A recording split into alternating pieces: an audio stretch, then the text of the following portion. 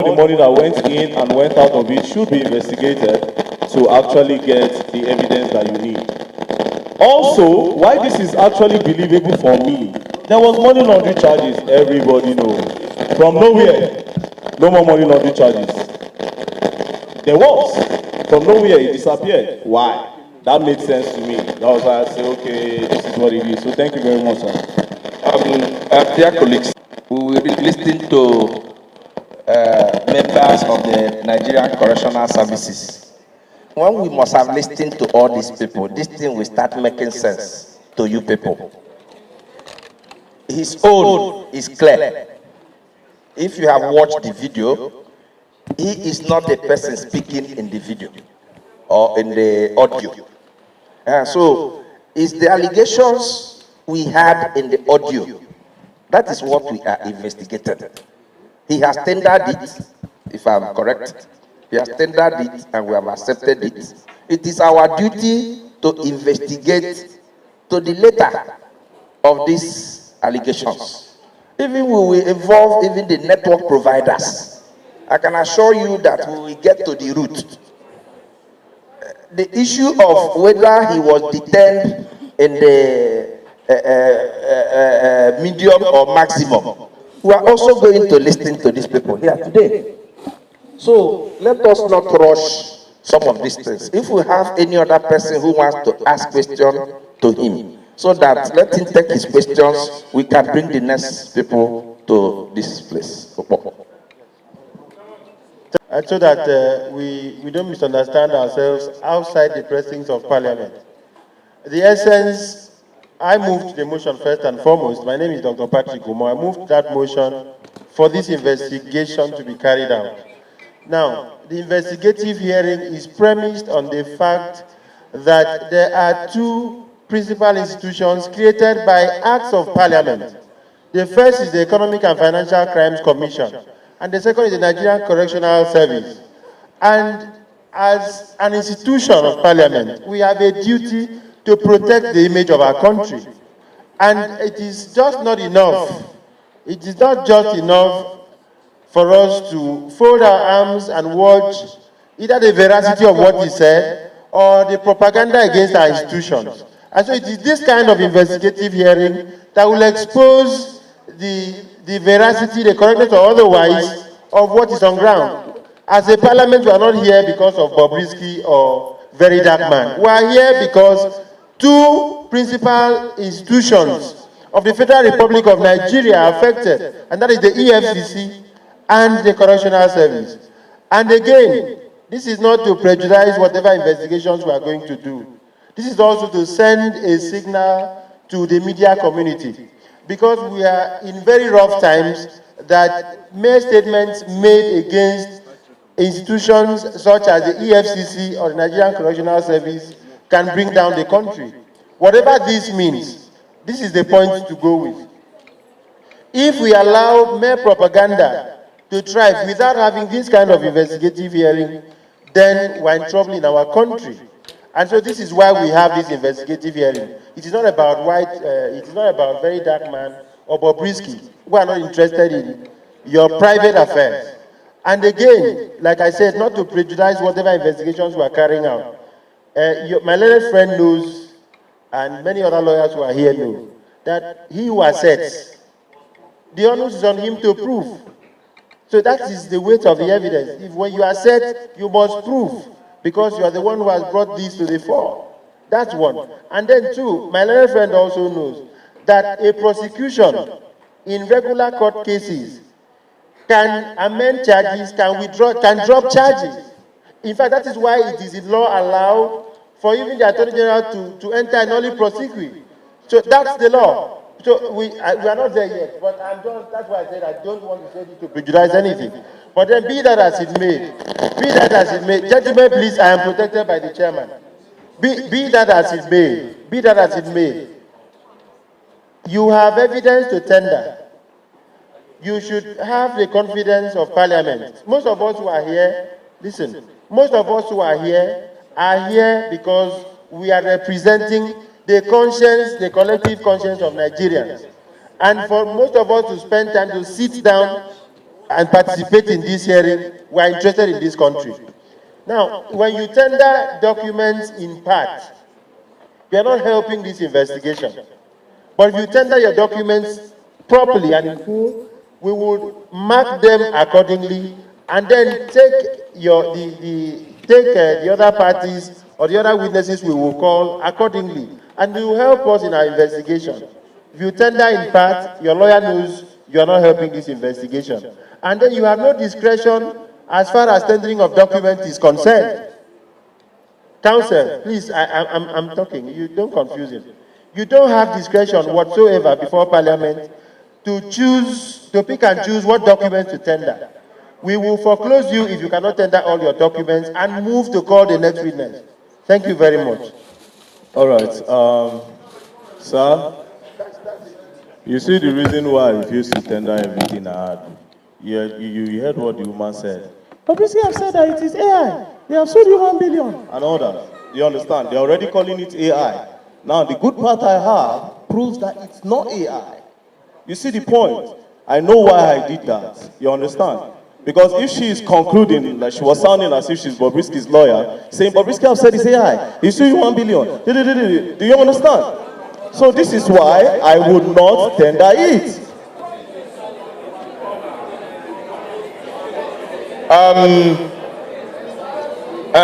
Order, please. Order.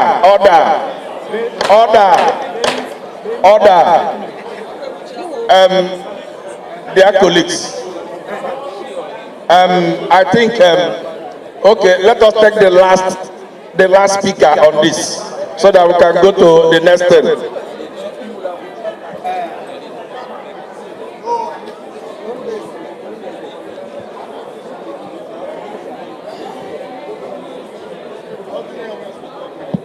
Thank you very much, Mr. Chairman.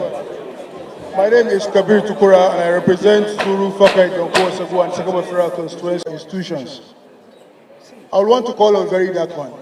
Very Dark Man, you must respect this House.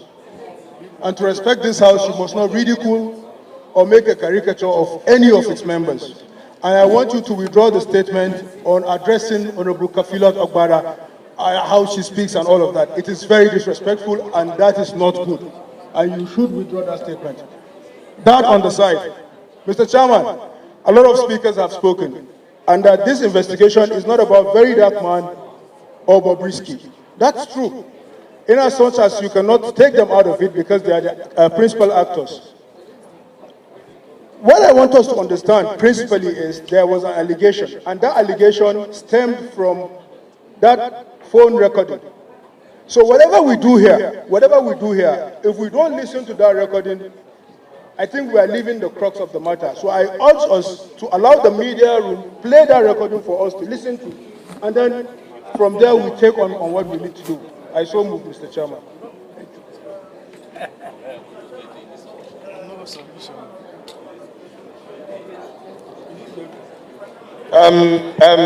Excuse me, please. And Mr. Martins, can you withdraw? You made two statements. One against your brother from Edo, and the other one against Honorable Kafilat. Can you withdraw it so that we can proceed?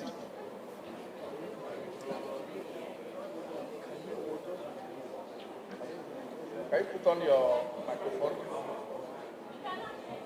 Can you put on your microphone?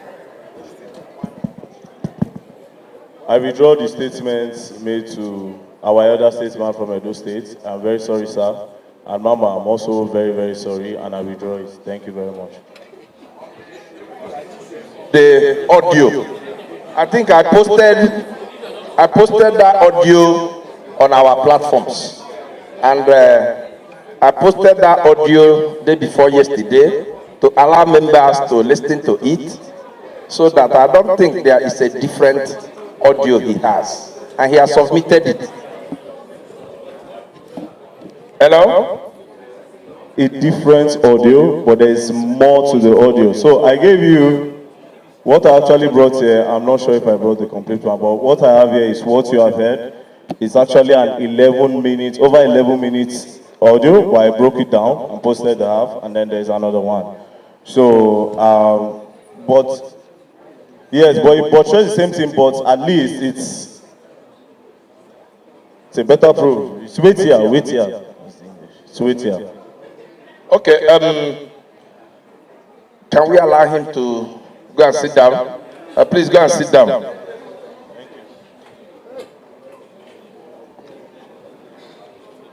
Clark, who is the next person? In absence of Mr. Okunaya Idris Olarewaju, Mr. Okunaya Idris Olarewaju, aka Bobrisk, aka Bobrisk. Mr. Okunaya Idris Olarewaju, aka Bobrisk.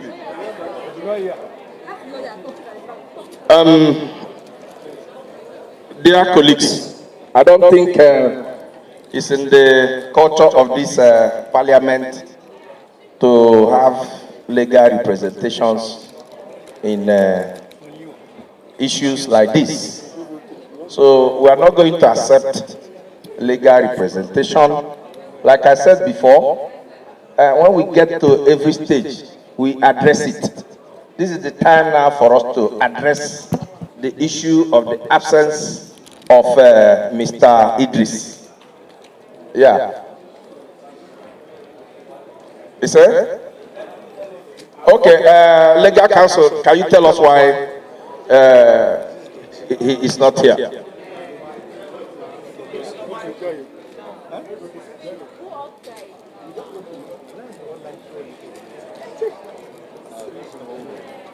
Thank you. Mr. Chairman, sir, I want to apologize for the absence of my client. But I also want to state something on record.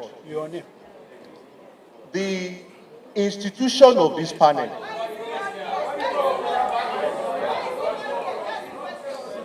is not feeling fine. He's not feeling fine. He's under the weather. Excuse me. Sir? Let me lay foundation. Let me lay Order, please. Order, please. Mr. Chairman. Order, please. This is supposed to be a committee of fair hearing, isn't it? No, order, please. Let's hear him. Let's hear him. Let me lay foundation. Let's hear him. Go straight to the point, please. Okay, thank you, Mr. Chairman. Mr. Okuneye Idris is unavailable absence because of his ill health. But I came in from Lagos this morning to show respect to the committee. Now, the issue of it's okay. It's okay. That's okay. No. It's okay. He's not here. No, I think I'm here. No. He's not here. No. Okay. We have had you. We have had you. Yes. He is not feeling fine. I will now open the floor for our members to react to it.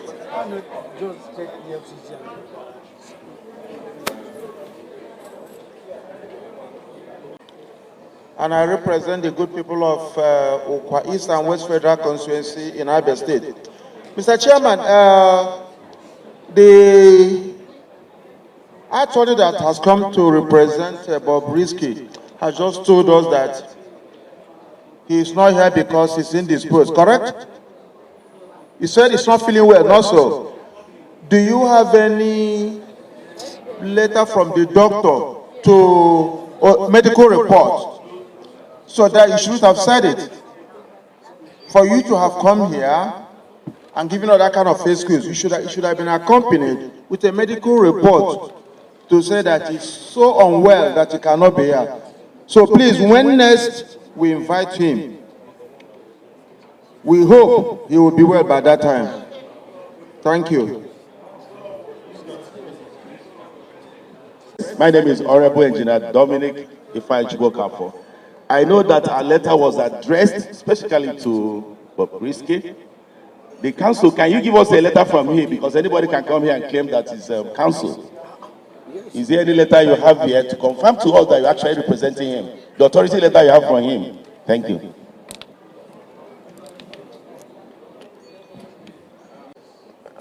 Carried. We are going to invite Mr. Okunenye Idris in our next hearing. The next person, clerk. May I humbly invite Michael.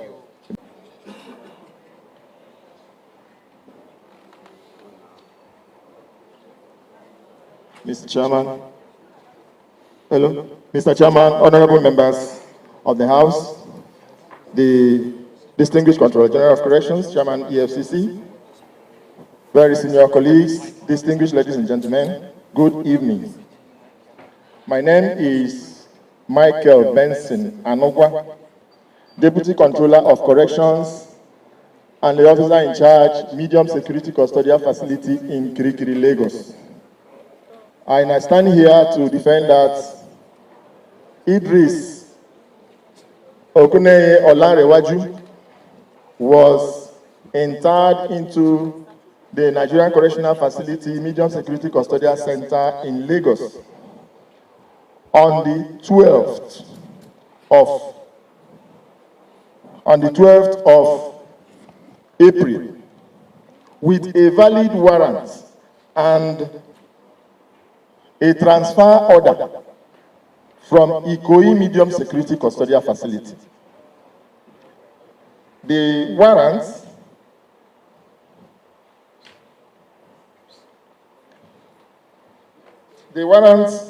was endorsed to me by the Deputy Controller of Corrections in charge Ikoyi facility on the same day of his conviction.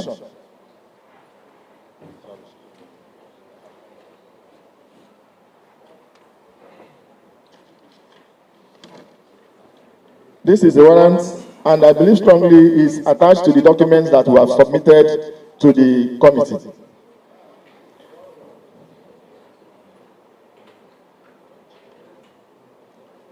The biometrics of Idris Okuneye Olanrewaju was taken the next day because the time he came was around 10:30 p.m. So we could not do the biometrics on that day. So we did the biometrics on the 13th of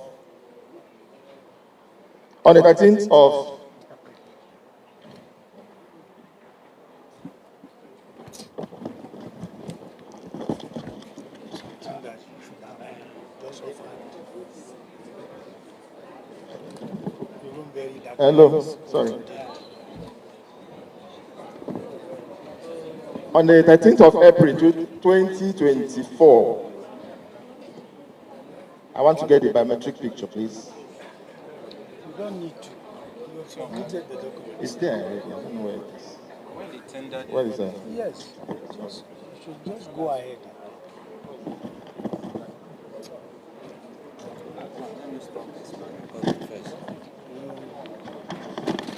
Something that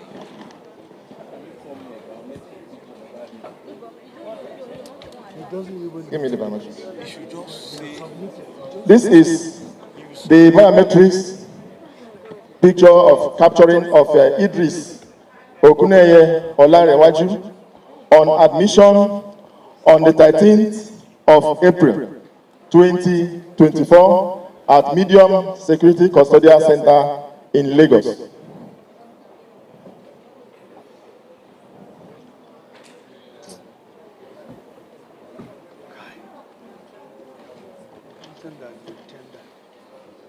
During the time that he spent at Medium, because Idris spent 10 days at Medium facility in Lagos. 10 days. He spent 10 days, 12th to 22nd. Idris Okuneye Olanrewaju refusing to eat prisons or corrections ration decided to apply for self-feeding. Self-feeding is approved in our laws. And this is the photocopy of the approval application for self-feeding where he nominated. I'll get the original for you. The original is also here.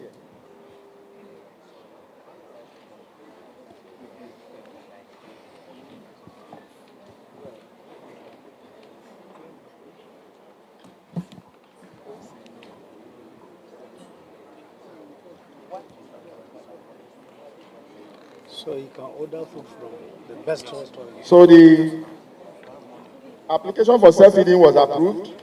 This is no, it's not this. And he Idris Okuneye, nominated 2 persons that will bring in his food to the facility within the period he was there. The persons he nominated were Okuneye Idris, Okuneye Abiola, Okuneye Abiola, and Moji Okuneye. Okuneye Abiola and Moji Okuneye.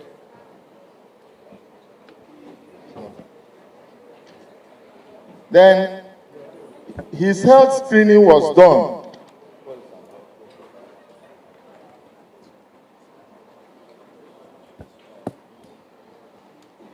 During the admission, we discovered that Idris had a peculiar features that can not allow us to put him in a general apartment.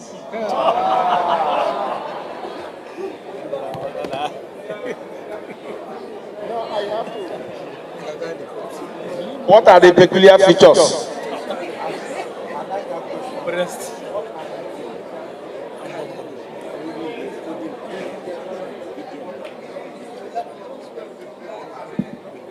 Features, please. Idris Okuneye Olarewaju, though male, had some female features like a breast. He has a breast. Yes.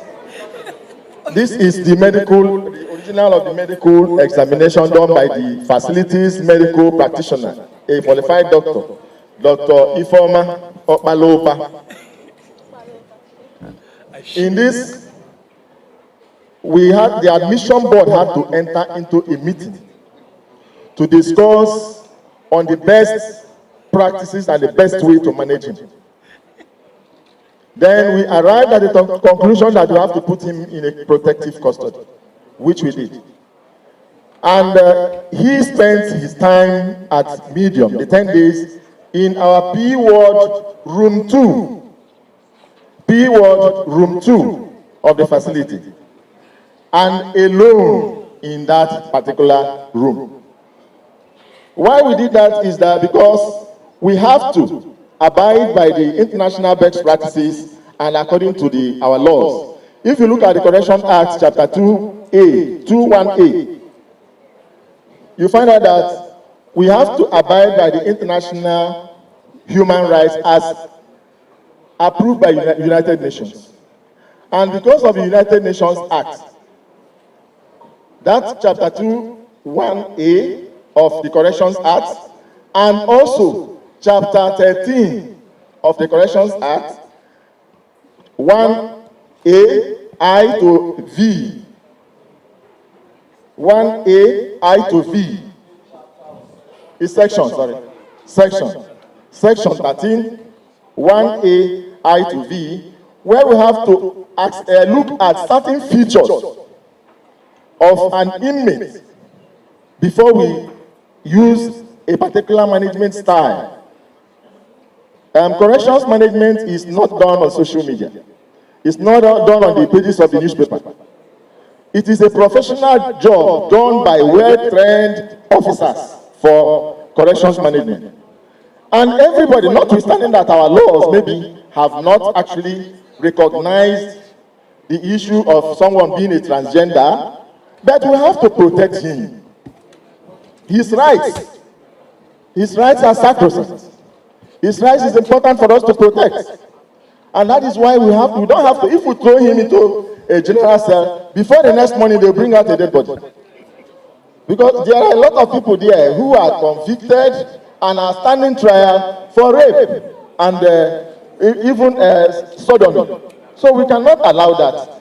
If we had allowed that to happen, the same public that are clapping for VDM and Bobrisk today will begin to cast aspersions on the Nigerian Correctional Service for not managing Bobrisk well.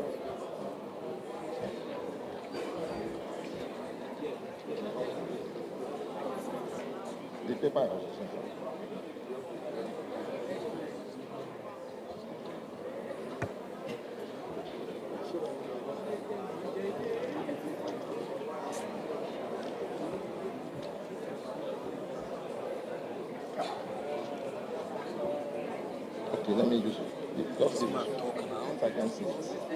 Now, during the time that Bob spent at the Nigerian Correctional Facility, Medium Security Custodial, don't worry, Medium Security Custodial Center, Kirikiri, Lagos, Idris Okuneye Olarewaju had a total of 39 visitors. 39 visitors. I have the record here. And the visit form that we have, we designed, that we use, the visit form has position for the name of the visitor, the visit date, the visitor's address, visitor's phone number, visitor's occupation, the name of the inmate that that is to receive the visit, a relationship with the visitor, and the inmate's consent. Before you see an inmate, the inmate will have to consent that he or she wants to see you. So after filling the form on 13th April 2024, Idris Okuneye Olarewaju had 6 visitors. Abiodo Okuneye, Kayode Okuneye, Adebolo Okuneye, Abiola Okuneye, Bukola Okuneye, and Mrs. Moji Okuneye. These are the 6 that visited on the 13th. On the 14th, he had 1 visitor, the legal counsel, Barrister Nike Gonkews. All these people, their addresses and phone numbers are here for verification. Please, spare us of those tests. Okay. So, and the visitors that came, all their biometrics are here tendered. I think we have tendered it to the chairman or to the body. So, on the whole, he had 39 visitors that visited him. That was 13th to 21st. Those who came to visit. Yeah. Then on the 21st, I, Michael Benson, Anogwa Deputy Controller of Corrections, took permission from my command controller to travel to our Corrections Academy at Ijebibo to write my command course exam, which was to come up the next day, 22nd. So, and the Idris visit, I handled it personally. So, on the 22nd, I was not available in the facility. I went to Jebibo. When my controller put a call across and told me that he is moving him to maximum on security, for security reasons. He's not supposed to tell me. He's the command controller. But he gave me that respect and called me to tell me that look at. I said, no problem, sir. Go ahead. And he was moved to maximum on the 22nd of April 2022. So the account I gave is what happened at medium between 12th and the 21st of April 2022. Thank you, sir. We have, yes, we'll take it one by one, please. We have listened to him. I understand that what category of people do you keep at the medium security, and what category of offenses do you keep at maximum? Thank you, sir. As the name implies, medium security, mostly the people we keep at medium security custodial center are mostly minor offenders and first offenders as well. So it's sometimes that we have, because of overflow of the big custodial centers that manage big offenders, that they bring some of those big offenders to medium to give space. Was there an overflow? Because I want to know the reason why you should take somebody who just committed an offense of abuse of naira to maximum security, where you keep people who committed maximum capital offenses. Because I want to know, because it's at this point that we need to trace this allegation of the fact that he was kept outside the prison environment. Because I want to know why he was moved from the medium to the maximum. What is the reason? Okay, sir.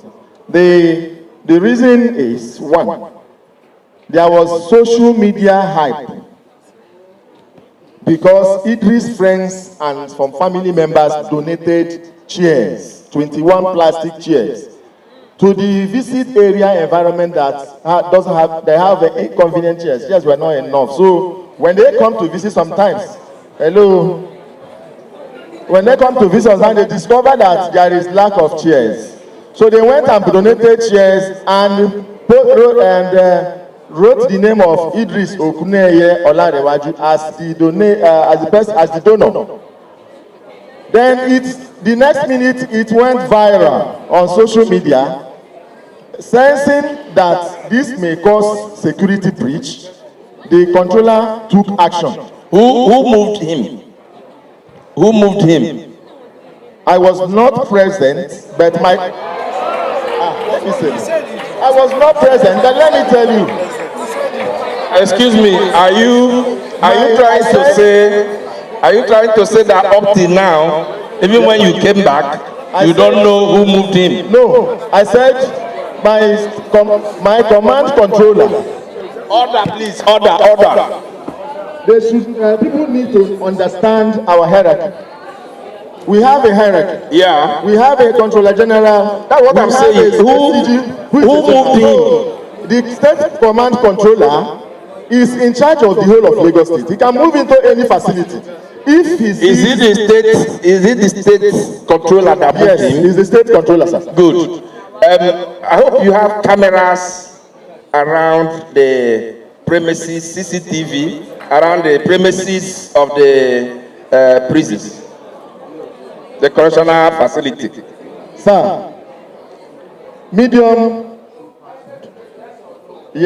no. You don't have cameras? In medium, we don't have. Excuse me. Do you have cameras in the maximum? In maximum, we have. In medium, we don't have. Can you tender cameras from when he came into the maximum and also when he left the maximum? I'm not the officer in charge maximum.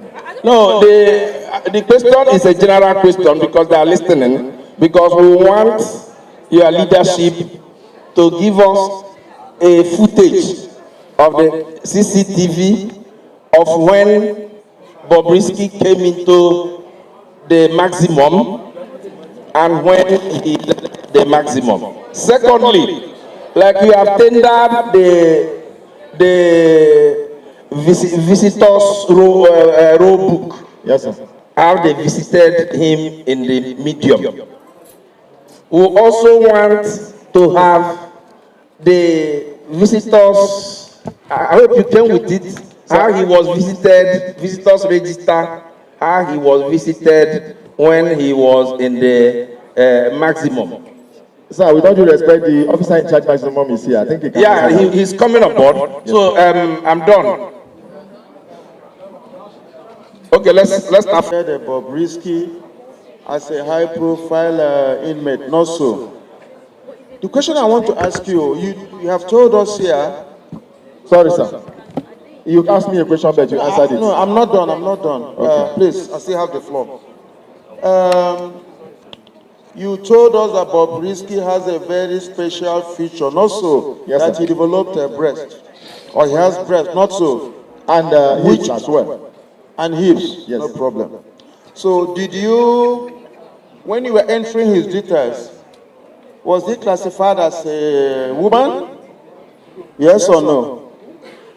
Sir, we don't have rights. No. Was he classified? No, Wait, hold on. we don't answer that. Was he classified? He's a male. He's a Classified male. as male. So what was the business telling us that because he has breast, he has Nass, that his case has to be treated in a different way?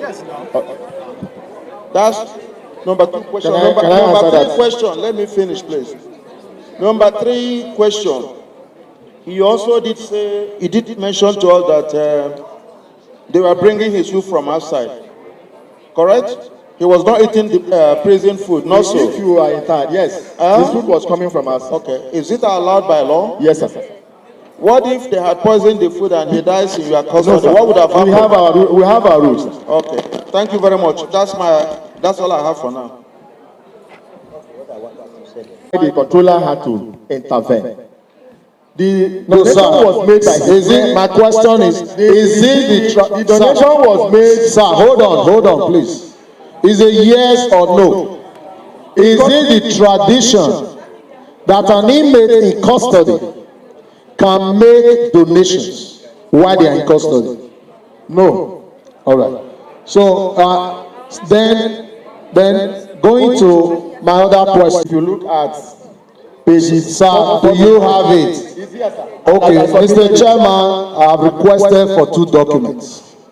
The first one is the paperwork the day he was admitted, and the second one is a discharge letter the day he was moved from that medium security, and you have an admittance letter when you took him to the maximum. I have all that, sir.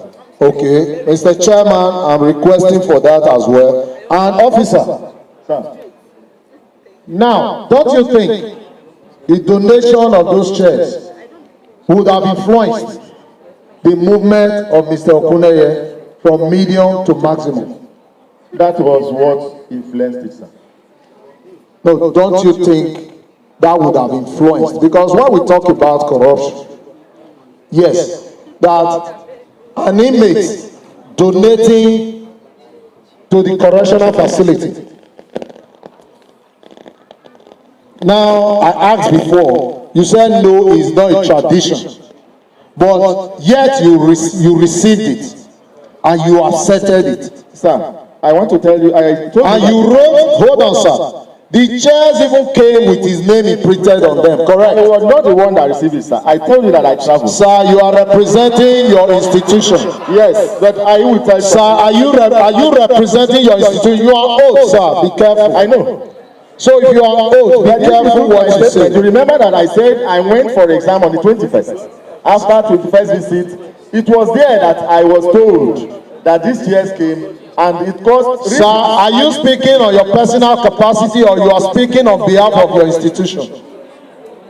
I'm speaking in my personal capacity as the. So who is going to speak on behalf of your institution, sir? I hope you know why you are here. Sorry, sir. My controller is here. Okay. All right. So, well, let me finish the questions, Mr. Chairman. I've requested for those documents, and I wish they will be submitted. I want to yield back. Thank you very much.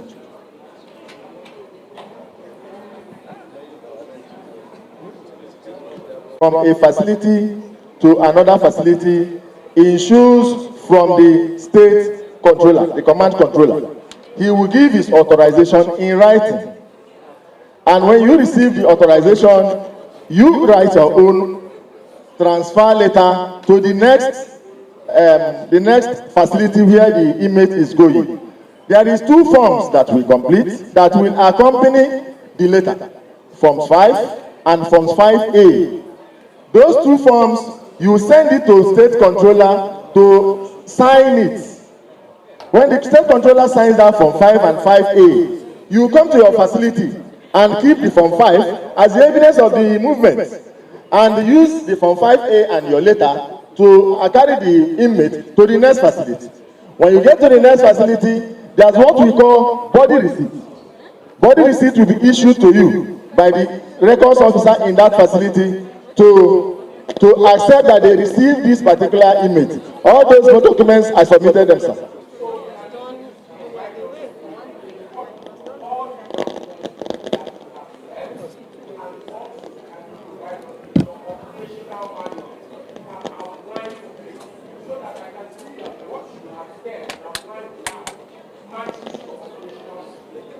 Thank you, sir. The documents are attached to the analysis that I submitted to the House. The operational manual is not there. We can submit that one later. It's okay. Thank you. I just have a simple question, officer. I did find out that you don't know where to put it, whether a man or woman, that you had a meeting, emergency meeting. Can you furnish us with the minutes of that meeting, the people that attended that meeting, and how the resolution was taken, in line with the procedure of Correctional Act? Want the minutes of that meeting, those that participated in that meeting, and the resolution that informed that decision. That is one. Secondly, you mentioned that you move into B ward room 2. Yes, sir. What are the facilities in that B1? B is B ward, sir. B. Thank you. Precious one. Can I answer the question, sir? Okay. The admission of inmates to a facility is done by a board, and that board is called admission board. The admission board is chaired by the officer in charge. The members of the admission board include the record officer, the in-charge welfare, the in-charge medical, and the caterer. Most other ad hoc members may be the in-charge industry or workshop, as the case may be. So during that period, we may not have a detailed minutes of meeting where we decided it has to be this. We have to talk to each other. I am the officer in charge of the facility and still remain the officer in charge. So I won't be there. Like the Igbo say that elders should not be at home and the goat will give birth while it's tied on a rope. I will not be there because I want to please the public. I break the law of the land. During admission, there's what we call classification of inmates. During classification, you classify by offense, you classify by sex or gender, you classify by age, you classify by inherent health challenges, and some other factors that we consider. Now, in the case of Idris Okuneye-Olarewaju, it was peculiar. And we have to take a peculiar decision to attack a peculiar situation. And the decision we took was, this is a block of cell of small rooms. Everybody in his own room, each of those rooms have a toilet inside of it. So, which means he can stay there. Additional measures that I took is that I posted a staff to be standby on that particular place. Each time, if you bring our duty roster, you see it. We moved the staff who was there for the whole 10 days that Bob spent in medium. Thank you very much, Mr. Chairman. I'm still speaking with my voice, Kafila Togbara from Lagos State. I have just one question. As male or female was determined. On the 13th, sir, during admission. It's a yes or no. We don't need story at this stage. Sorry, sir. Conviction. Sorry, sir. We admit people with what the court comes up. Whatever is in the warrant is what we admit. We don't add, we don't remove. What was on the warrant? Male. Yes, sir. And so the issue is clear. And so we are within the box that he is male. Nigeria does not, there is no law in Nigeria that recognizes transgender. All these things you're talking about, anyway, I'll leave it to the chairman for the ruling. But the issue is that there is no law in Nigeria today that talks about a transgender. So you are male or you are female. And the conviction, the sentence you had, will always show those details. That ABC is convicted, he's male, and then you take the person to the precise place he should be. So anyway, I'm sure we'll have better questions to ask your superior. Thank you.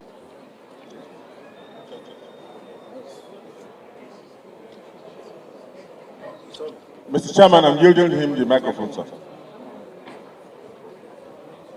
Thank you. Mr. Chairman, the co-chairman, honorable members, Controller General of Correction, Chairman EFCC, very senior officers, distinguished ladies and gentlemen. My name is Ben Rabbi Friedman, Assistant Controller General of Corrections, in charge of Zone A. Zone A covers Lagos State and Ogun State. I was the Controller of Correction, in fact, the immediate past Controller of Corrections in charge of Lagos State. Mr. Chairman, I have a 20 years cognate experience, Controller of Correction in 3 commands, and I've headed 8 custodial centers and facilities across the country. On the 12th of April 2024, at about 15:30 hours, I got a call from the Deputy Controller of Correction in charge of Ikoyi Medium Security Custodial Center that Idris Okuneye Olariwaju, popularly known as Bobrisk, have been sentenced at Federal High Court, Ikoyi, and that they were on their way to Ikoyi Custodial Center with a large crowd. The crowd of fans at the court premises followed them to Ikoyi Custodial Center. And it was such that the facility, Ikoyi, in the center of the town, sandwiched by urbanization, the traffic jam, the gridlock within that Ikoyi axis, got up to Falomo, and inmates that were returning from court could not have access to our facility. On the strength of that, pursuant to Rule 163, Sub F of the Nigerian Correctional Service Standing Order, I authorized in writing a letter backed by a warrant. Mr. Chairman, I'd like to report that movement of an inmate from one facility to the other must carry a warrant, a valid warrant. That warrant is called Form 5 and 5A. Transferring him to Medium Security Custodial Center, Kirikiri, that same 12, for operational and security reasons, because Ikoyi is very congested and there were a lot of concern for the security implications. I'd like to confirm to this honorable committee that on the 12th he was moved to Kirikiri Medium. That same 12th, he spent about 3-4 hours in Ikoyi. He got to Kirikiri and he was admitted. He stayed in Kirikiri Medium for barely 10 days. And I had to move him. I had cost to move him out of Kirikiri Medium to Kirikiri Maximum, exercising my powers as provided in our rules. Because the Controller General of Correction transmitted a call to me that there was a trending video on social media that Bobrisk donated some plastic chairs to our facility. And he asked me to find out, address the matter, and report back to him. On the strength of that directive, very firm directive, I rushed down to Kirikiri Medium. And I confirmed that 21 plastic chairs were donated to the facility. On further inquiry, it was confirmed that those chairs were donated by relations of Bobrisk. Granted, the officer in charge, who is a deputy controller, got permission for me to travel to write an exam at Ijebu that morning. So I entered the yard and I did 2 things. Firstly, I ordered that those chairs be removed from the visiting hall outside the premises where visitors are processed, and they should be taken out of circulation. Secondly, I had to go to the cell to see Bobrisk. And I told him that we will not accept any donation from his family or friends or himself to our facility henceforth, because it may create a very faulty impression about the reputation and integrity of the correctional service. Secondly, I effected his transfer. I ordered his immediate transfer from medium to maximum. How was he transferred? Did you carry him in your private vehicle to the maximum, or did you not? I followed them to maximum. The vehicle we use in transferring, because of the urgency. Where was he? Was he in your vehicle, or was he in the official vehicle of your district? He was in my official vehicle, the operational helix, because courts were in session and the other operational vehicles, because of the seriousness of the matter, I had to, the courts the inmates have gone to court with other vehicles. Is it official vehicle or your private vehicle? Operational vehicle. I have a flag car, the staff car with the flag, but I went to that facility since it was operational with an operational helix, official operational helix. I ordered the staff officer in Kirikiri medium. Normally, if you are transferring an inmate with a letter and the transfer warrant, there must be an escort. All the proper documentation were done for him to be transferred, the gate, the record office, and everything that has to do with his transfer, is available. He has been tendered. Have you submitted those things? It's been tendered. It's been tendered. Okay. It's been tendered. So on the 22nd, we moved under my supervision because the Control General was monitoring the development. We had to move him to maximum. He stayed in maximum from 22nd of April to the 5th of August, when he was discharged from lawful custody upon expiration of his prison term. And with profound respect, Mr. Chairman, I'd like to clarify the issue of keeping Bobrisk in a single cell. Bobrisk stayed in P ward. P ward has a capacity of 240. 240. He stayed in room 2. There are many single cells in that place.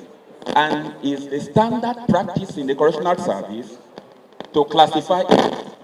We saw in Bobrisk a special case, especially in the sense that he's a transgender, and allow him to stay in the general cell with other inmates could create a bigger problem.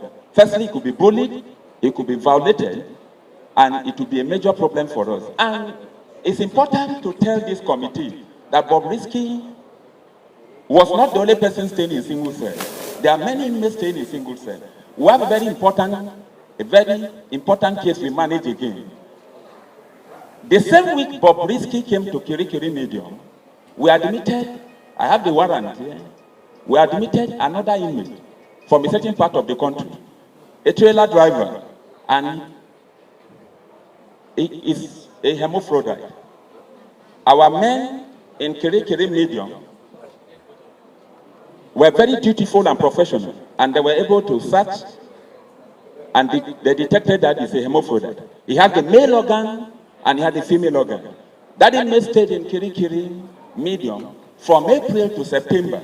He just discharged from our facility. A trailer driver, and the charge is for stealing. He appeared before a magistrate court and they remanded him. And the deputy controller in charge did a professional job alongside his team, and they kept that inmate in a single cell.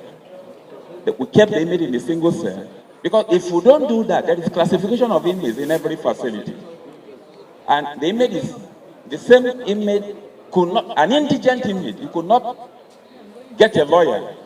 The deputy controller in charge, Medium Security Custodial Center, would firm approval for him, got a legal representative to help that indigent inmate and approach the magistrate. He personally went to court to see the magistrate until the inmate was discharged from the facility. This is the letter he wrote and the warrant of that inmate who is the hemophilia? The chairman, we never took Bobrisk out of our facility. We never took Bobrisk out of our facility from the 12th of April to the 5th of August. In fact, even when there was a need for medical attention, because I got very firm instruction from the Controller General that we should do our work professionally because of the reputation of the service. There was, at a point, there was a need for reference. By our regulations, the controller, only the controller can give approval for an inmate to be taken, giving referral to another hospital. But I never gave any approval for Bobrisk even to get medical assistance outside. We have a clinic in Maximum, our doctors there and a medical team managed him until he left. He never left the facility. I say on oath, he served in a facility. Were you suspended too? I'm not suspended. I'm not under suspension, Mr. Chairman. Not even with the press release? No, I'm not. It didn't affect you? No, it didn't affect me. I supervise it. Okay, members, we have had him. Do you still have other things to say, or can you round up so that you can take one or two questions? Yeah, I have a concern, Mr. Chairman, because I just got information today from one of my officers in charge of the facility that there's a trending story, because it's important we begin to address this thing, going forward. There's a trending story of a high-profile inmate that was moved from a particular state in this country to our facility, and that there's another trending story that that inmate was taken from our facility in a particular state to an apartment close to the prison. And as the story is gaining traction, it may come to you very soon and to this honorable committee. So we do our work professionally because the service have zero tolerance for all forms of unprofessional conduct, unethical conduct, and no staff will. To manage an inmate in custody, so many hands are involved. An officer in charge of a facility cannot take an inmate out of the cell, out of the yard. This what you are talking about now is not why we are here. So let us deal with this one that has brought us here. Thank you, and conclude it. So can we take just three direct questions to him? Let me start from Gio. Thank you, Mr. Chairman. Sir, you mentioned that the urgency that my principal, the Controller General of Correction, was on me monitoring that development. And I consulted with him. He gave me approval to transfer him. It may test you. Kirikiri medium and maximum is within the same range. It's barely 200 meters from Kirikiri medium to maximum.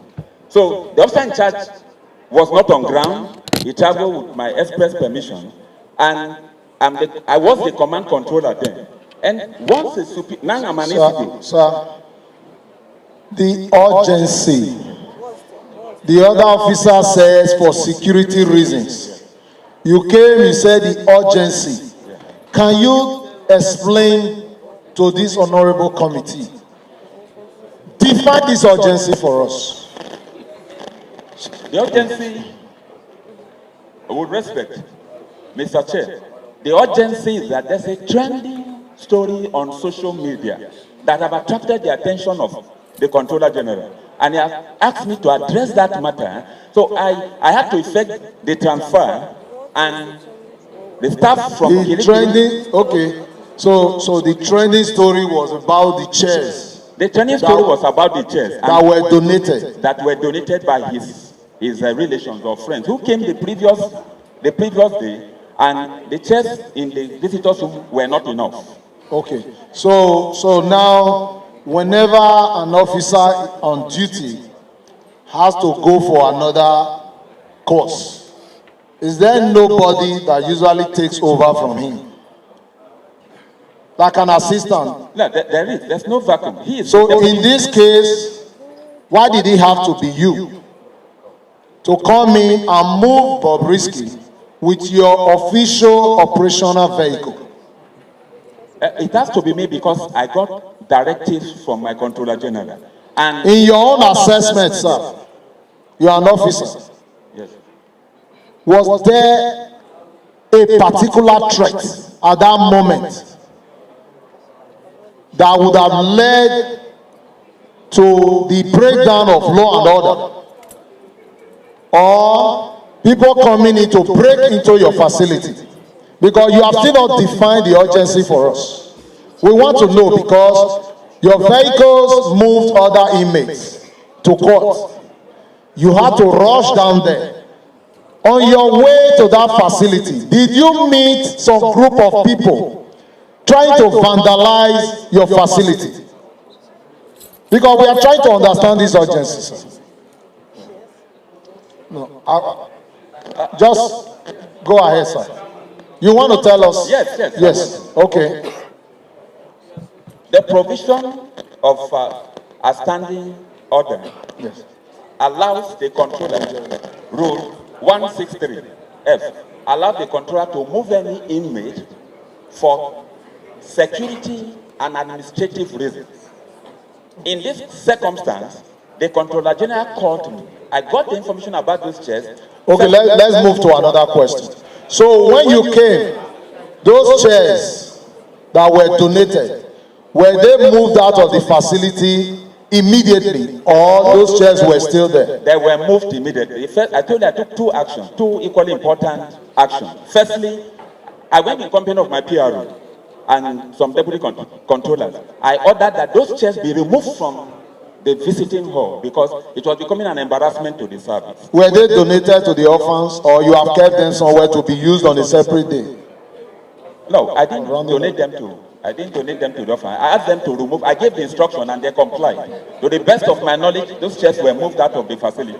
They were moved out of that place, and the deputy controller can confirm that. Where are the chairs? Where are the chairs now? Where are the chairs? I can't. Mr. Chair, I gave, as a command controller then, yes, I gave directives.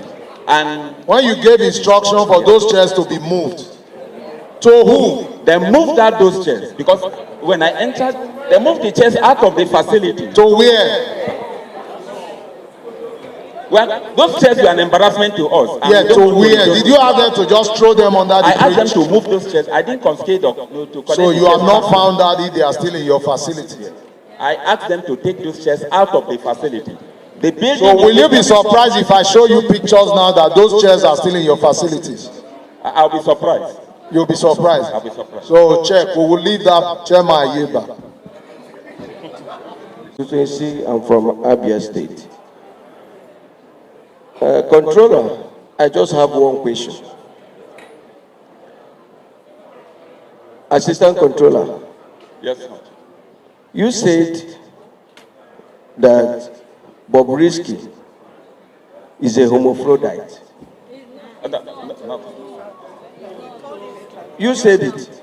No, it's a transgender. That transgender of another person. Mr. Chair, as Bobrisk is a transgender.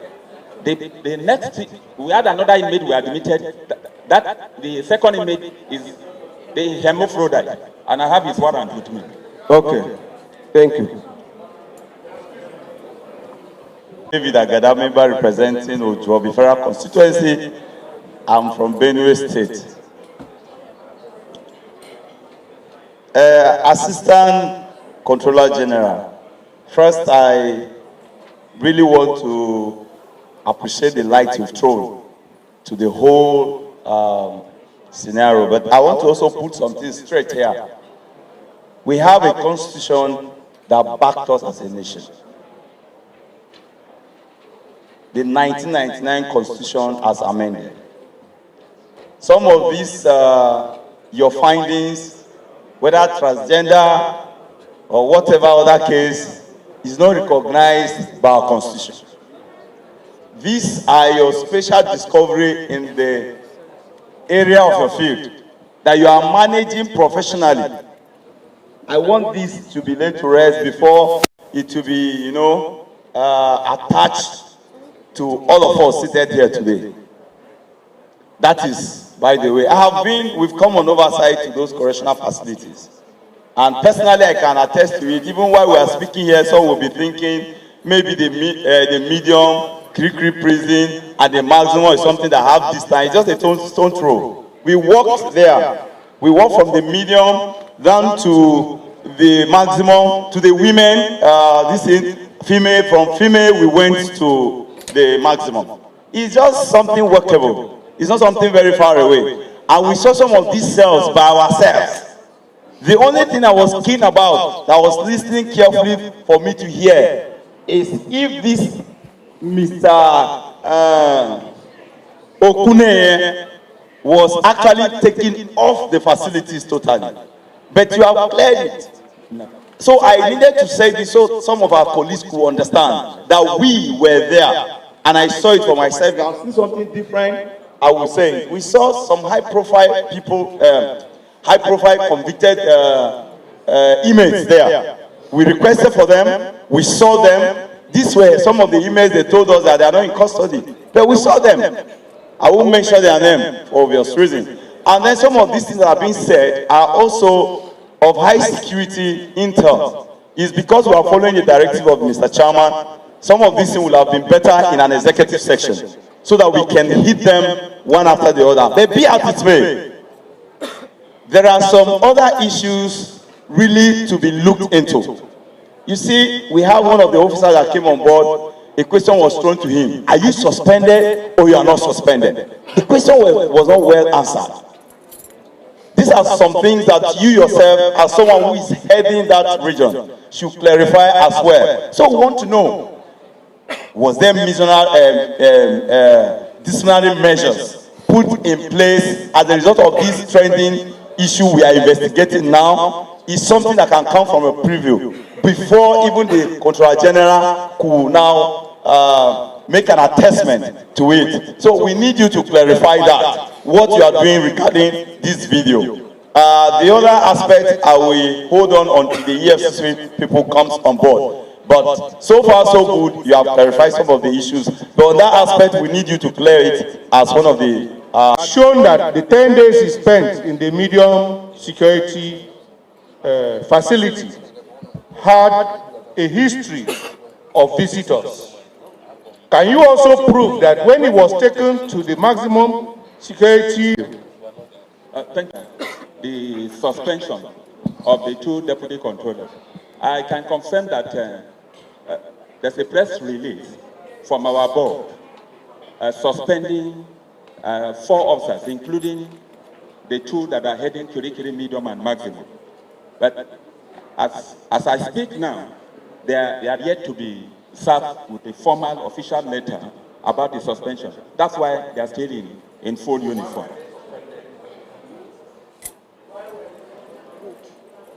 Because of the allegations of corruption in respect of Bobrisk. It's around.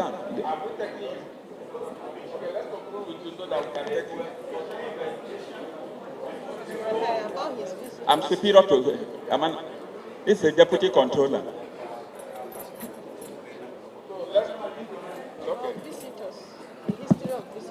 Can you conclude? Yes, I with profound respect, Mr. Chairman and Co-Chairman, I'd like to reiterate the fact that we did our job to the best of our ability. And Bobrisk had been in our custody from the 12th of April to the 5th of August when he was properly discharged. In both medium and maximum facility Kirikiri, we have impeccable records of all the management, including visitors, warrant, the biometrics of Bobrisk is in maximum, is in medium, and is in Ikoyi. Those documents are before the committee. We brought backs of them much earlier, and I thought they've shared it to members of the committee. Are you telling us on oath now that you did not collect any money to effect that transfer, that urgent transfer you did with your official car?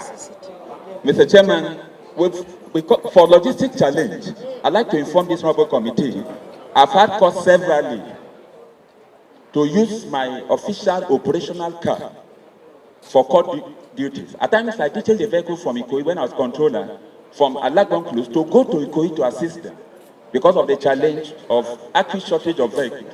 So it was not that of place for me to, and given the fact that it was next door, to move to the place. Because if I didn't do that, the Controller General would have sanctioned me because he asked me to address this matter. Let's stop saying this story that was trending. It's okay. It's okay. Let's have the man in charge of. Do solemnly swear that the evidence I shall give to this committee shall be the truth, the whole truth, and nothing but the truth. So help me God.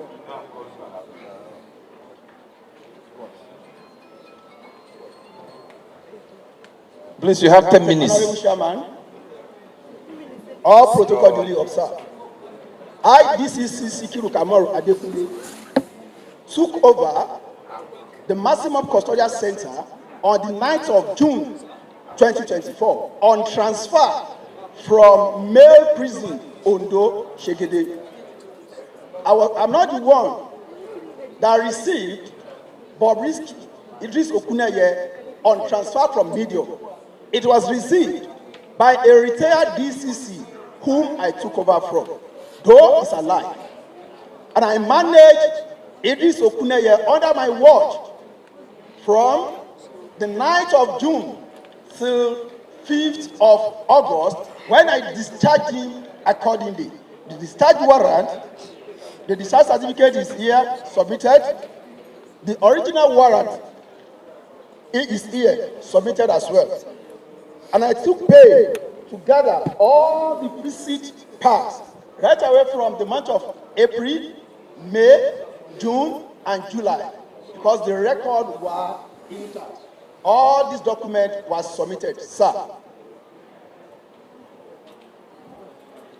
Okay, Patrick. This is not supposed to be your question. I should have handled it with your superior. Since you're here, now, it seems a caricature of the Nigerian Correctional Service that there will be a press release suspending officers, and your superior steps up here or steps out here and says they have not been personally served, and so they are still in uniform. Is that how is that how it works there? Sir, this is a regimental service. If you are not very cautionary of the word you used, one might still be test switch on it. Honestly, it is like everybody had on paper, on here, that myself and my colleague from Medium were suspended. But up to today, there is no letter to the effect. Have you taken steps to verify if you're still in service or suspended from service as a dutiful officer? As a dutiful officer, if somebody is on suspension that is heading such a custodial institution with immediate effect, there will be somebody to replace him. So far, there's nobody is there to take over from me. I should maintain the ground for the safety of the country. So kindly confirm that the suspension was a farce. Not yet reversed, but as it's on paper, I hope. And are you confirming that? Okay, I'll give my word now. Are you confirming to this parliament that the suspension was fake?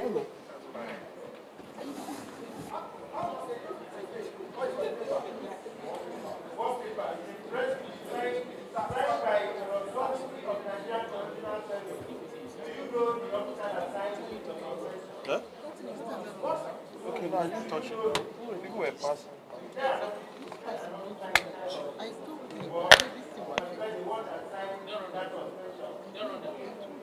The battery. They need to on it. It's on permanent.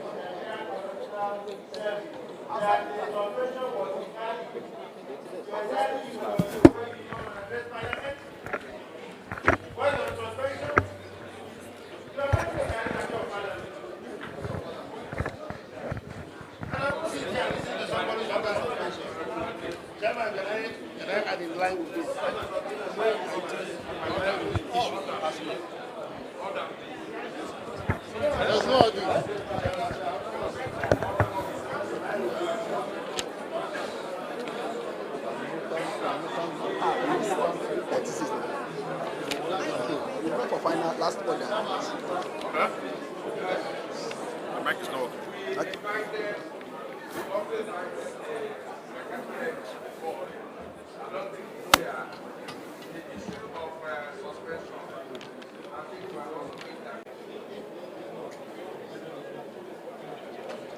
Aye. Then you mention your name. I, Alona Baba, Do solemnly swear do solemnly swear that the evidence that the evidence I shall give I shall give to this committee to this committee shall be the truth, shall be the truth, the whole truth, the whole truth, and nothing but the truth. and nothing but the truth. So help me God. God help me God.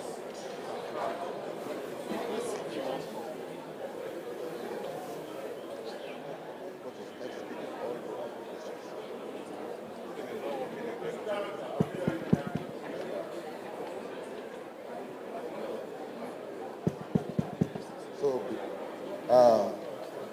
as the name implies,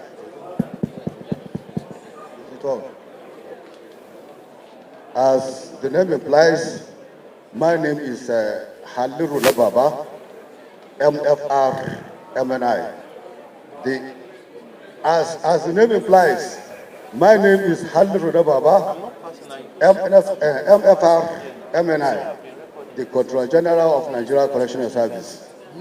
The presentation being made by the Controller of Corrections in Lagos State that Bobrisk has served his sentence is actually true. There is no time that Bobrisk spent a single day outside. On the second issue of suspension, the officers concerned were duly suspended by the board to pave way for investigation. That is where we are now. And the letters will come today because it was on Friday. The letters will come today from the board. That's all.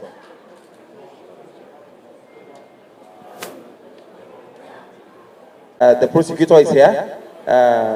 Belukis, yes, not Rotimi Oyedipo. So if the committee wants her to make a presentation, she's here, but not Rotimi Oyedipo. She was not the one. But I would like to also, yes, the prosecutor is here in court. Yes. Thank you.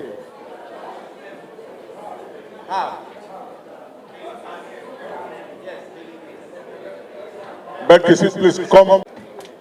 The CCTV camera recordings showing Mr. Idris in the correctional facility in that maximum within that duration. You have to prepare it and also tender it to us. When he arrived the facility and when he was discharged. Take note of that. Mr. Chairman, sir. Mr. Chairman, can we... Bilkisu Buhari, do solemnly swear that the evidence I shall give to this committee shall be the truth, the whole truth, and nothing but the truth. So help me God.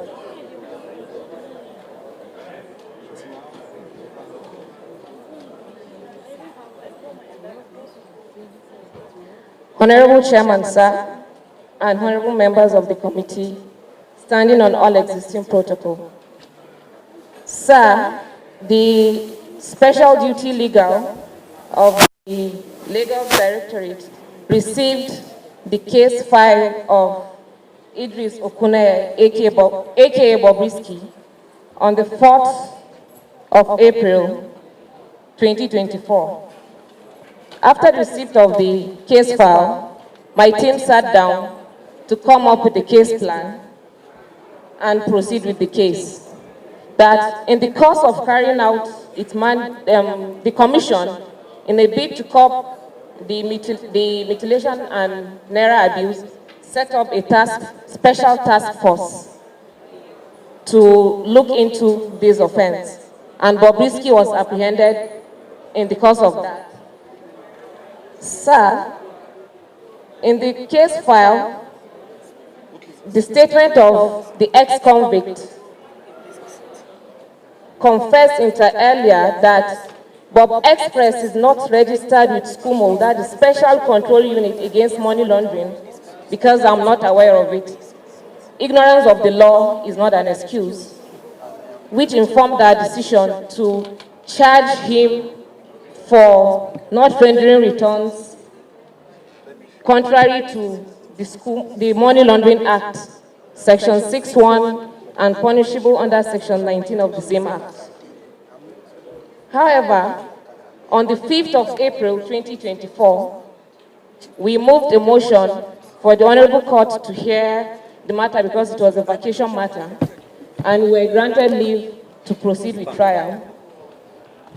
Notwithstanding the unequivocal confession of the ex-convict, convicting the essential ingredients in counts 5 and 6 of the charge, and having indicated willingness to plead guilty to counts 1 and 4 of the charge, which has to do with mutilating of the naira currency, the prosecution, in total fidelity and conduct its oath and strict adherence to professional practice of not only disclosing exculpatory documents to defense, having received a report of investigation activities from SCUMO, which showed that Bob Express is not a designated non-financial business and profession, decided to drop counts 5 and 6 of the charge in the interest of justice and fair hearing, without any inducement or prompting of any sort from the defense, and in line with the mandate of the Special Task Force Against Naira Abuse.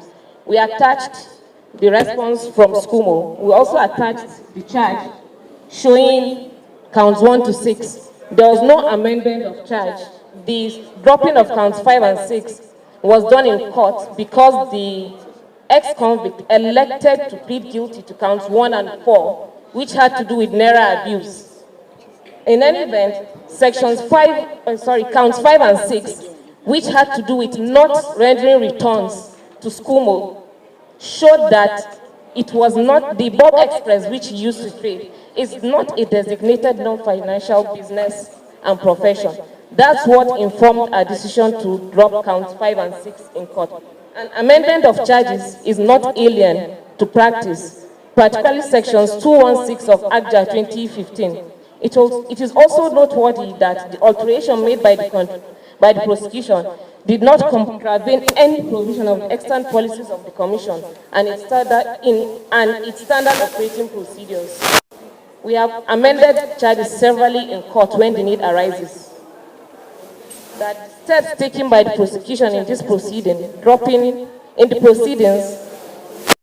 counts 5 and 6, which is akin to amendment of the charges, can take place at any time before judgment, is not alien, as the Commission has in numerous instances had cause to amend, add or subtract from the body of the counts of the charge preferred against defendants, and this will not be the last. We attached the records of proceedings of the court showing how we arranged the defendant in court. The Honorable, to show that the ex-convict there was no cohort between the prosecution and defense, the ex-convict even appealed the judgment of the court. If there was any interaction or any agreement, he would have gotten what he wanted and he couldn't have appealed. We also have the notice of appeal by the ex-convict attached to our documents.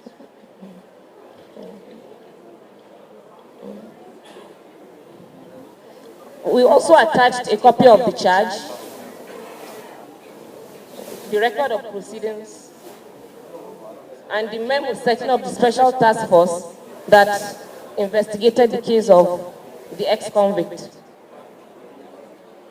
So I want to state categorically that there was no form of financial inducement to any member of the commission, especially the prosecution team in respect of this matter. All we did was we carried out our duty in as regards to our core values of professionalism and the ethics that I took as a legal practitioner to prosecute and not persecute anybody. We are most grateful. Are you done? Okay, can you tender the documents you have?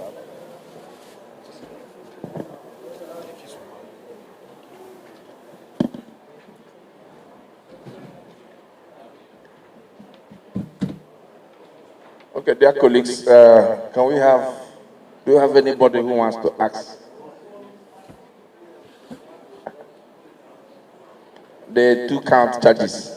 Okay, can you explain more why the money laundering charges were, why it was dropped? Okay, sir. As I said earlier, when we were analyzing the case file to prepare our charges, the purpose of the charges in the first place was to charge for naira abuse and mutilation of naira currency. But then the defendant confessed that Bob Express, we attached his statement wherein he proffered this confession. Bob Express is not registered with SCUMO, Special Control Unit Against Money Laundering. And knowing that we can convict on a confessional statement, we went ahead to include counts 5 and 6 in the charge. But when he elected to plead guilty in court in the morning, and having at the back of our mind that we response from the Special Control Unit Against Money Laundering, saying that the Bob Express that we're charging for not rendering returns is not qualified to be a designated non-financial business and profession as provided under the Money Laundering Act. Is it clear now? Okay. Do we have any other person? Okay. If we don't have any other person, I think EFCC, what they have is the main allegation against them is dropping of this charge, that they collected money to drop the money laundering charge, which she has said emphatically that they did not collect money. It's left for the committee to do our own investigation to know what they are saying, whether it's the fact or not. She has also said originally it was 6 count. They were charging for 6 counts, but she has explained why they had to drop the money laundering charge. So on that note, dear colleagues, the day is fast spent. I want one of us to move that we adjourn. Okay.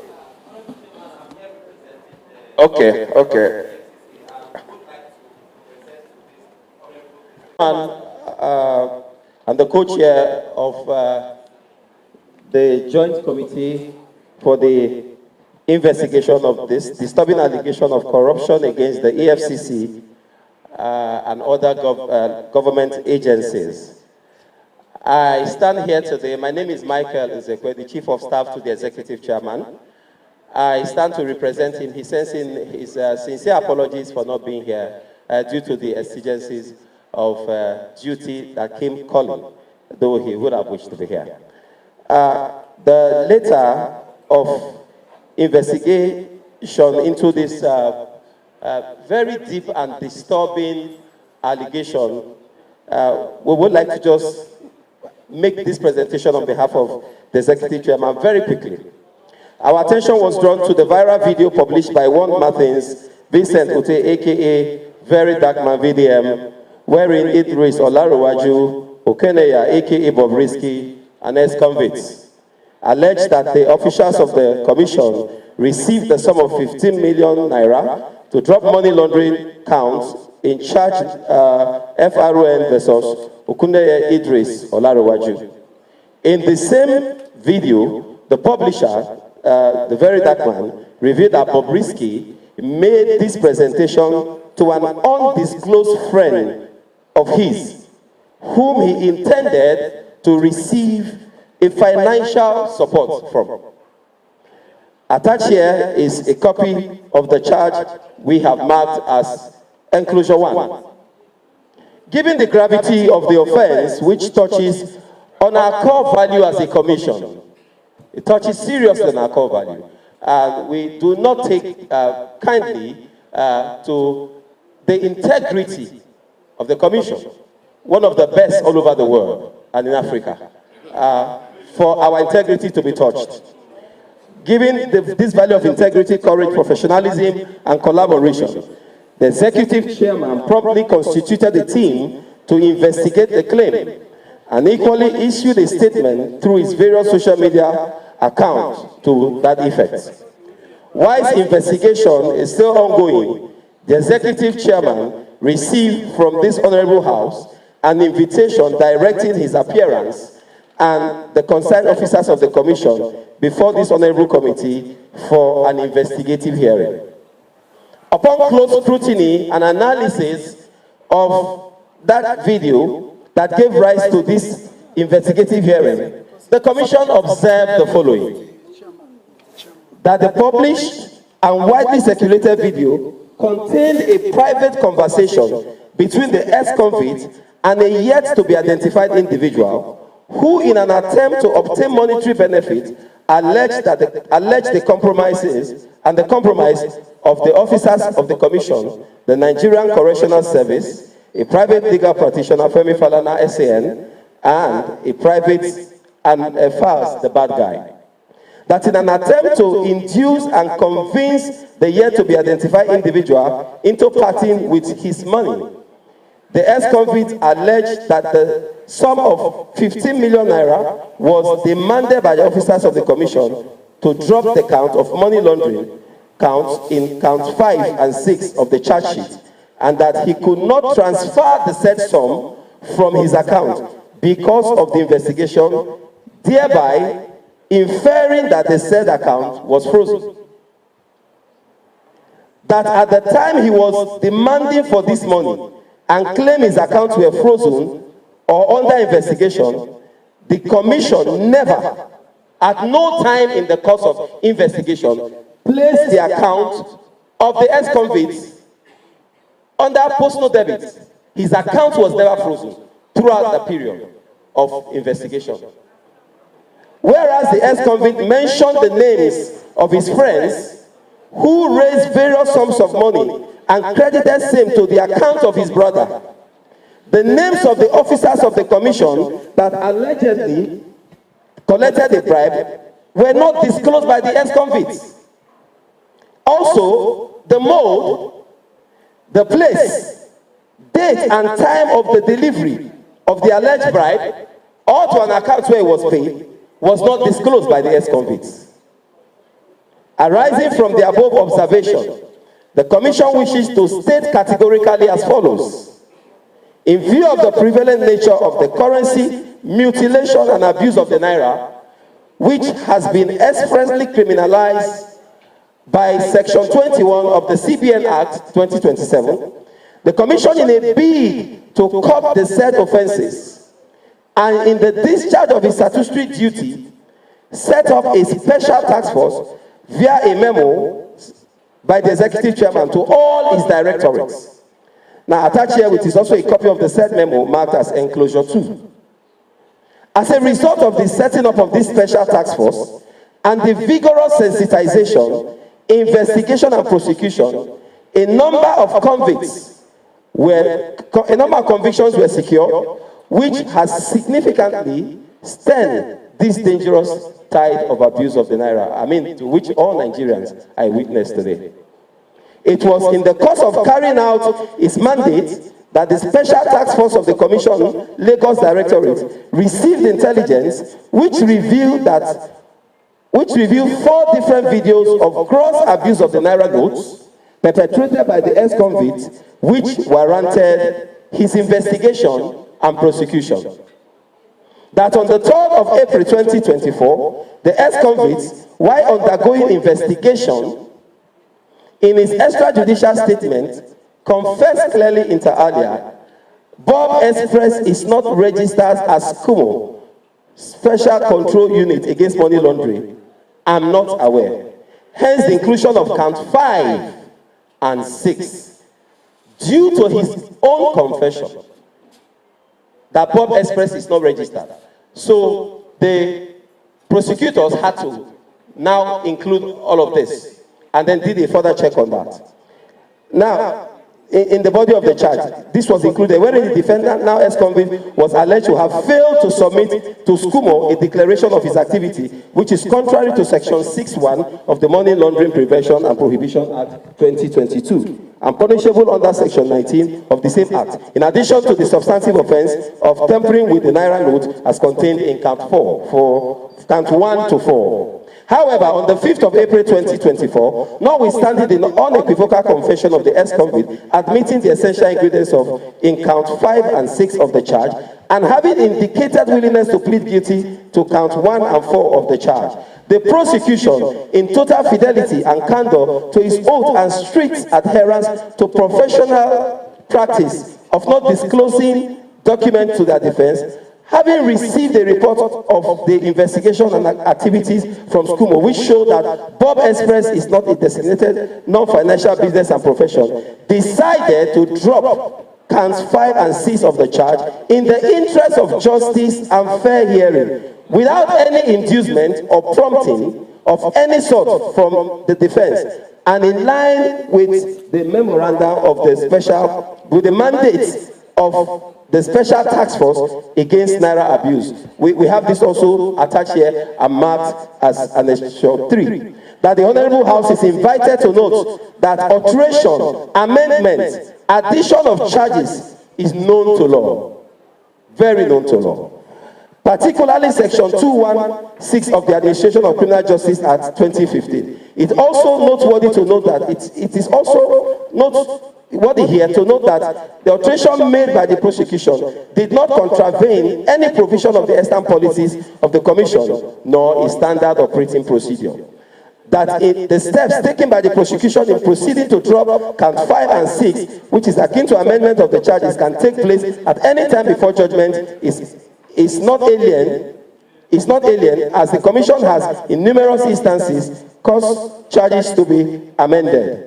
You can see our attachment as enclosure 4. The Honorable House is urged to use this constitutional power to ensure that corruption and other vices are exposed, investigated, prosecuted, and also ensure that patriotic and dedicated officers are not blackmailed, demonized, and demoralized for faithfully serving and carrying out their lawful duties.